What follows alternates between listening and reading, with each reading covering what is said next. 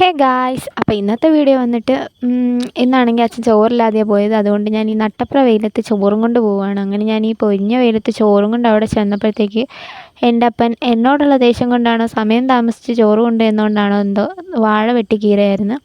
So ഞാൻ ചോറ് ഇന്നാ അച്ഛാ ഈ വീഡിയോ എടുക്കുക ഇങ്ങോട്ടൊന്ന് നോക്കാൻ പറഞ്ഞപ്പോൾ അവിടെ എങ്ങനെ കൊണ്ട് വെച്ചിട്ട് പോന്നു. എന്താ അപ്പം ചെയ്യുക. അങ്ങനെ ചോറൊക്കെ കൊടുത്തിട്ട് എൻ്റെ പൊന്നച്ചായി ഞാൻ ഇവിടം വരെ പൊന്ന് നടന്നു വന്നതല്ലേ, അതുകൊണ്ട് എന്താ ഒരു 10 രൂപയെങ്കിലും തരാൻ പറഞ്ഞപ്പോൾ 10 രൂപയ്ക്ക് വരെ 20 രൂപ തന്നു. 20 രൂപയ്ക്ക് ഞാൻ ജ്യൂസ് മേടിച്ച് വീട്ടിൽ പോന്നു. അത് കഴിഞ്ഞ് കുറച്ച് കഴിഞ്ഞ് ഒരു 3:30 ആയപ്പോഴത്തേക്ക് ഞാൻ പള്ളിയിൽ പോകാൻ വേണ്ടി നമ്മുടെ കോട്ടയം നാമ്പടം പള്ളിയിലേക്കാണ്. സോ അവിടെ ചെന്നപ്പോഴത്തേക്കാണെങ്കിൽ നല്ല ആളൊക്കെ ഉണ്ടായിരുന്നു. ഞാനിവിടെ എന്താ ഒരു ആഗ്രഹം പറഞ്ഞിട്ടുണ്ടായിരുന്നു, അങ്ങനെ ആഗ്രഹം സാധിച്ചു. സോ അതുകൊണ്ട് ഞാൻ 9 ചൊവ്വാഴ്ച ഇവിടെ മെഴുകുതിരി കത്തിക്കാമെന്ന് പറഞ്ഞിട്ടുണ്ടായിരുന്നു. അതുകൊണ്ട് ഞാൻ എല്ലാ ചൊവ്വാഴ്ച ഇവിടെ വന്ന് മെഴുകുതിരി കത്തിക്കാറുണ്ട്. പിന്നെ പ്രാർത്ഥനയൊക്കെ കഴിഞ്ഞ് ഇറങ്ങി വരുമ്പോഴത്തേക്ക് ഇവിടെ നിന്ന് ബണ്ണ് കിട്ടും.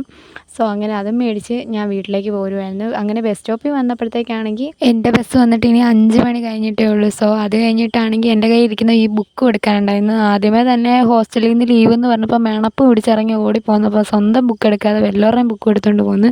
എന്നിട്ട് അവൾക്കിനി ഈ ബുക്ക് തിരിച്ച് കൊടുക്കണമായിരുന്നു. അങ്ങനെ അവൾ കോട്ടയത്ത് വന്നിട്ടുണ്ടായിരുന്നു. അങ്ങനെ ഞാൻ അവൾക്ക് അവളുടെ ബുക്ക് കൊടുക്കാൻ വേണ്ടിയിട്ട് ഞാൻ ബസ്സിൽ തന്നെ ഇരുന്നിട്ട് അവൾക്ക് അവളുടെ ബുക്ക് അങ്ങോട്ട് കൊടുത്തു. കഴിഞ്ഞ് എൻ്റെ ബുക്കും മേടിച്ചുകൊണ്ട് അവൾ എൻ്റെ ബുക്കും കൂടെ എടുത്തുകൊണ്ടാണ് പോയത്, ഞാൻ അവളുടെ ബുക്കും. അങ്ങനെ അതൊക്കെ കഴിഞ്ഞ് ഞാൻ തിരിച്ച് വീട്ടിലോട്ട് പോകുന്നു.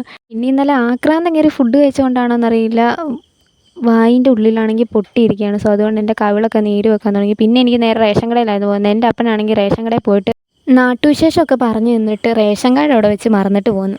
ഭാഗ്യം അരി എടുക്കാൻ മറക്കാഞ്ഞത്. അങ്ങനെ അതും എടുത്ത് തിരിച്ച് പോന്ന്.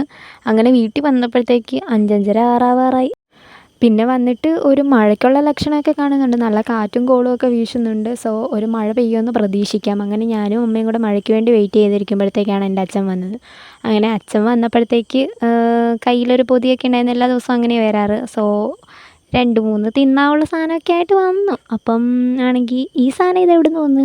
ആ ചോദ്യത്തിനോട് പ്രസക്തിയില്ലെങ്കിലും ചായയും വടയും കഴിക്കുന്ന കൂടത്തി ഒരു മഴയുടെ എഫക്റ്റ് ഉണ്ടെന്ന് പ്രതീക്ഷിച്ച് ഞാൻ മഴയെ